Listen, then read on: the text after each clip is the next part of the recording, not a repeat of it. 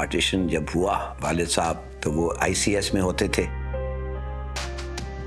उन्होंने पाकिस्तान के लिए ऑप्ट किया, तो 1947-48 में हम कराची आए।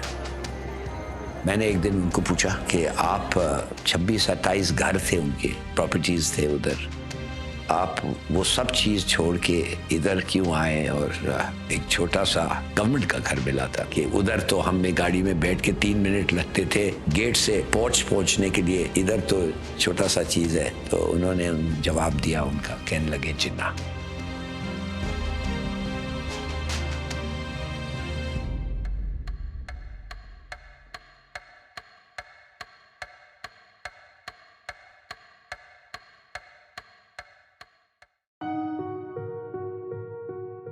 जिन्ना ने कहा आपको, तो आप आ गए? उसने कहा हाँ, मैं आना था, फर्ज था। And I don't regret it and I have never regretted it. Pakistan ने मुझे, मेरे भाई को, आगा शाही और तुम्हें बहुत ऑनर किया है। हम आए हिंदुस्तान से, शुक्र है हम आए, we are very happy. Pakistan ने हम सबको बहुत इज्जत दी।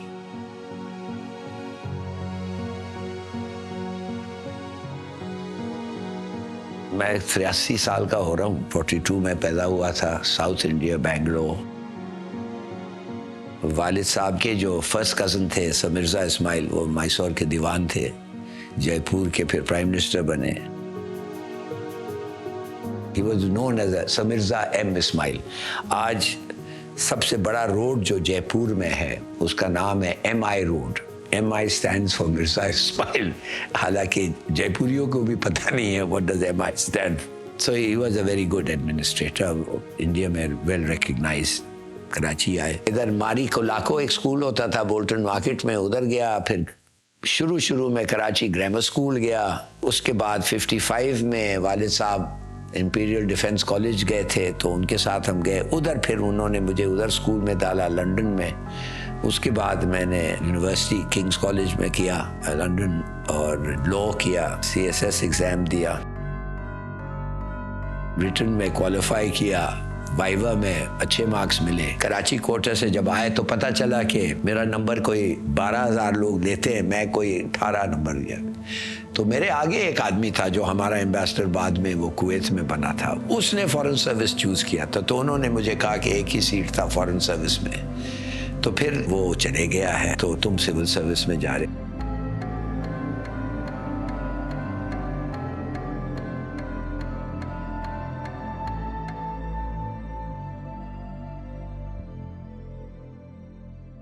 सिविल सर्विस से फिर मैं फॉरेन सर्विस में आ गया, बातें शुरू हो गई। अब ये जो चीनी थे, इंडिया के साथ किसी चीज पे उनका अग्रीमेंट नहीं हुआ। कोई निकाल रहा है मैप पता नहीं किधर से, कोई निकाल रहा है मैप किधर से, ये हंग डायनेस्टी के मैप निकाल रहे हैं, टेंग डायनेस्टी के मैप निकाल रहे हैं, ये सब मैप्स पड़े हुए हैं। वो कहता है ये हमारा है, वो कहता है ये हमारा है। कोई चीज पे अग्रीमेंट नहीं हो रही थी। जैसे हिंदुस्तान के उन्होंने सोचा कि ये साले वही करेंगे, ये जो हिंदू बाबू जो करके गया ये भी वैसे ही है, 19-20 का फ़र्क है इन दोनों में, तो ये इसके लिए तैयार हो जाएं और लड़ाई और झगड़ा और ये वो। No agreement. बातें शुरू हुई तो उसने, चीनी ने कहा ये चाइना का एनक्लेव माने एक जजीरा समझो, हम मानते हैं कि इधर से ये उधर तुम्हारा है, मगर वो हमारा है। अब जब ये बातें शुरू हुई, पता नहीं या शाही था या नूर खान था, उनको हमने कहा कि देखिए ये हमारा इनक्लोजर है,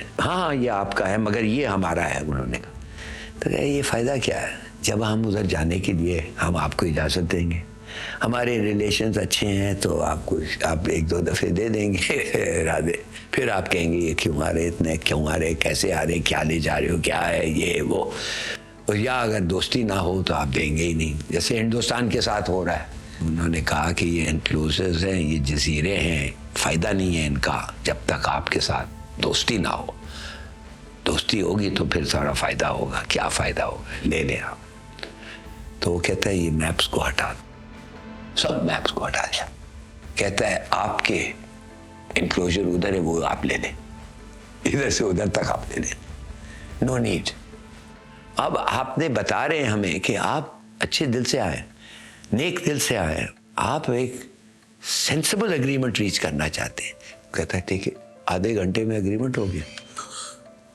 सेंसिबल माने कि कॉमन सेंस बॉर्डर्स। अब इंडिया चीख रहा है इनको वो दे दिया। देखिए वो जो हुआ उसके बाद वो भूले नहीं पाकिस्तान को। इनके साथ तो बात कर सकते हैं। वो जो भी फैसला किया उस वक्त बैठ के उस एरिया में, मैं आपको बता रहा हूं, उसने पाकिस्तान और चीन की दोस्ती की।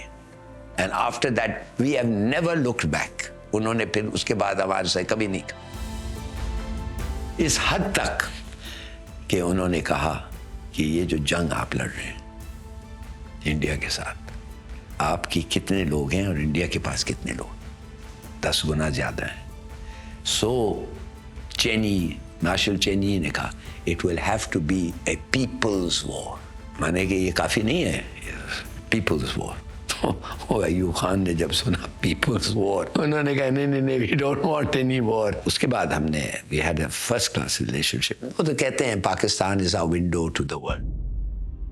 बड़ा अच्छा हमारा उनके साथ रहा, वेरी गुड। जिस मिशन में मैं जाता था हम लोगों को वो प्रोजेक्ट करते। तो ऐसे मुल्क के साथ जब आप पूछ रहे थे सीपेक के बारे में, क्या मैं कह सकता हूँ, आप गुनाह है। It's not a miss wrong, it's is a गुनाह। क्या मार्केट है चाइना यार, क्या मार्केट है चाइना। अभी से 20-30 बिलियन डॉलर से अभी हमारे से उनका ट्रेड है, मगर क्या हो सकता है एग्रीकल्चर में, क्या हो सकता है।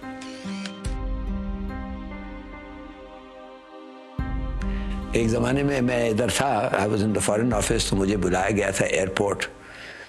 तो आपको पता है कि जो जहाज़ मरी में जाना था किसिंजर को, तो मेरे वालिद साहब को बिठाया था, और वो किसिंजर नहीं था, वालिद साहब को बिठाया था, अमेरिका से वो आए थे, मगर उनको प्रेसिडेंसी के गाड़ी में बिठाया था और मरी जा रहे थे लाइट लगा के। और किसिंजर डबल, और किसिंजर हवाई जहाज में चीन पहुंच रहा था उस वक्त।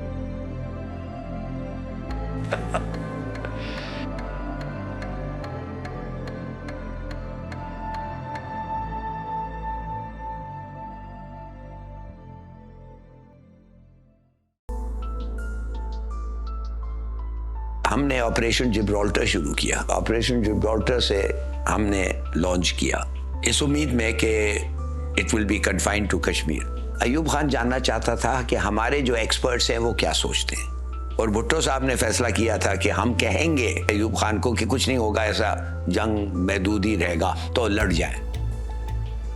फिर पहले उन्होंने बुलाया भुट्टो को, तो भुट्टो ने कहा कि सर वो नहीं करेंगे, वो उधर ही होगा ये वो। फिर अजीज अहमद गया, फिर नज़ीर अहमद गया, डिफेंस सेक्रेटरी, फॉरेन सेक्रेटरी, और फिर उसके बाद आगा शाही को बुलाया। तो आगा शाही ने कहा कि सर मैं तो समझता हूँ कि ये एक्सपैंड करेंगे जंग को, इसलिए कि बड़ा डिसएडवांटेज है, इनके पास फोर्सेस ज़्यादा हैं, हमारे कम है। जब अय्यूब ने पूछा व्हाट डू यू थिंक, तो उन्होंने कहा आई थिंक कि वो जंग होगा, कि वो एक्सपैंड करेंगे, और इत्तेफाकन वो ही हुआ। अय्यूब का ये ख्याल था कि अगर ये वाकई इंडिया पाकिस्तान जंग होना है तो फिर बेहतर है कि उनको छेड़े नहीं, मगर अगर ये महदूद हो सकता है कश्मीर में तो हम लाके लड़ेंगे कश्मीर में। ये अय्यूब ने अप्रिशिएट किया कि कम से कम एक आदमी ने गॉट इट राइट। तो अजीज अहमद को और डिफेंस सेक्रेटरी को वो साइडलाइन हो गए। भुट्टो को भी आपको पता है 65 की जंग के बाद वो भी नाखुश था कि हमने सीज फायर एक्सेप्ट कर लिया ये वो, मगर ये नतीजा था। बात असल ये है कि ऐसी बातों पे आदमी को जब एक आपका सदर बुला के पूछता है आपका क्या ख्याल है, तो let him speak the truth, let him से व्हाट ही थिंक्स। आपको भी बताया हुआ है और आपने उसको कोई ऐसी जवाब नहीं दी है। भुट्टो चाहता था कि जंग हो, उसका ख्याल था कि हम जंग जीतेंगे, on what basis I don't know, मगर उसका ख्याल ये था, और उसको पता था कि अगर अय्यूब हार भी जाए तो अय्यूब का फिर क्या रहता, फ्यूचर क्या था अय्यूब का, और भुट्टो का फ्यूचर बेहतर हो जाता। मैं होता तो मैं लड़ता, मैं होता तो ताशकंद नहीं जाता, मैं होता तो नहीं मानता। आप समझ गए ना। और कुछ लोग उसको बिलीव करने लग गए। Many people believed him। उन्होंने कहा ये कैसे हम ये जंग हारे नहीं है उस शक्ल से, मगर जो हमें चाहिए था वो नहीं मिला। तो मेरे ख्याल में भुट्टो जो था वो ज़्यादातर बड़ा एम्बिशियस आदमी था। वो हर चीज़ और हर फैक्टर अपने बेहतरी के लिए करना था। I don't think he thought so much about the country. मुझे पता चला बाद में जो लोग बातें कर रहे थे कि हमारा एम्यूनिशन ख़त्म हो रहा था, मगर उससे बहुत बड़ी चीज़ ये हुई थी कि अमेरिका ने बीच जंग में हमें सैंक्शंस लगा दिया, हम पे सैंक्शंस लगा दिया, इसलिए कि अमेरिका ने कहा तुमने ये जंग शुरू किया, हमने कहा तुम्हें ना करें, लिहाजा हम तुम्हें सैंक्शन करते हैं। अरे भाई, अगर तुम सैंक्शंस हमारे को करोगे तो तुम तो एक वाहिद मुल्क है जो हमें हथियार दे रहे हैं, उनके पास तो रशिया है, रशिया तो नहीं रोकेगा इंडिया का, तो इट वुड बी अनफेयर। तो ये जो तुम्हारा मोस्ट एलाई है वो तुम उसको छोड़ रहे हो बीच जंग में, तो किस किस्म की दोस्ती? उधर से ये सस्पिशन होने लगा अमेरिका के बारे में। सीटो, सेंटो, बगदाद पैक्ट, हर चीज में हम थे, मगर कोई फर्क नहीं पड़ा। उन्होंने सैंक्शन लगा दिया बीच जंग में, लिहाजा तो इस पे फर्क तो पड़ा है। तो मेरे ख्याल में द एंटायर रिलेशनशिप में वो शुभ आ गया और वो अब तक चल रहा है।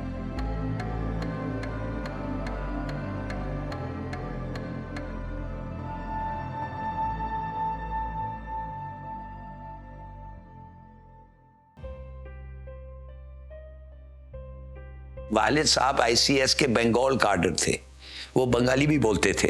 उन्होंने कहा तुम जानते हो ये मुजीब को, तुम उधर रहे हो बंगाल में एज ए सिविल सर्वेंट, जाओ मुझे एक रिपोर्ट लिख के दो 10-12 दिन में। तो वालिद साहब अमेरिका से जिधर वो सफीर थे वो गए, उन्होंने रिपोर्ट लिखा। वो रिपोर्ट जो है इस वक्त तक मेरे ख्याल में फॉरेन ऑफिस के आर्काइव्स में है, इसलिए कि जब मैं इंडिया पाकिस्तान पे वाइट पेपर लिख रहा था भुट्टो के कहने पे विद यूसुफ बच, मैंने वो देखा था। और उसका वो रिपोर्ट जो है वो अलग, वो भी ऐसे ही होता है कि I will not be worth, वो फिर I will not be worth the salt of my country, मैं नमक हलाल नहीं हूँगा अगर मैं आपको नहीं कहा कि आप जो कर रहे हैं इस पाकिस्तान में वो गलत है सदर साहब। इसलिए कि there is no military solution to a political question. मत करो। भुट्टो और याहिया खान जो थे वो जेन्युइनली बिलीव करते थे अगर जंग हुआ तो हम लड़ेंगे, जाहिर है वी वोंट लूज, हारेंगे नहीं। ये तो नहीं मान सकते ना कि उनको पता था हम हारेंगे फिर भी हम लड़ेंगे। नो, मेरे ख्याल से दे हैड एन आइडिया कि कुछ ना कुछ होगा, अच्छा होगा। और भुट्टो का तो ये था कि अगर भी हम जंग हार गए तो मेरा क्या जाता है, फौज हारती है, फौज एक पॉलिटिकल पावर है, अब उसकी वो पॉलिटिकल पावर खत्म हो जाएगी, लोग कहेंगे ये नहीं जी ये हार गए, शिकस्त हो गई। खैर वो तो देर हो गई थी। उन्होंने कहा यार इसको ये तो कुछ डिफीटिस्ट लगता है, ये तो ऐसा है, इसको चलता करो। तो वो 60 साल की उम्र भी हो गए थे 1971 में उनका, तो वो रिटायरमेंट भी आ गए। तो जब वालिद साहब गए निक्सन को कहने कि अब मैं जा रहा हूँ, बड़ी लंबा करियर हो गया है और ये कॉन्स्टिट्यूशनल चीज़ है ये रिटायरमेंट एज 60 साल, उसने कहा तो ये तो तुम जा ही नहीं सकते हो, तुम तो you are in the midst of negotiation चीन के बारे में, और एक बड़ा अनपॉपुलर वॉर तुम लोग लड़ने जा रहे हो। अनपॉपुलर माने कि कोई नहीं चाहता कि ये जंग हो, ये जो तुम जंग पे जा रहे हो लोग कह रहे हैं ये शुरू होगा तुम्हारे हरकतों से, माने कि इस पाकिस्तान में तुम मार रहे हो लोगों को, ये वो, तुम ऐसे वक्त पे तो नहीं जा सकते।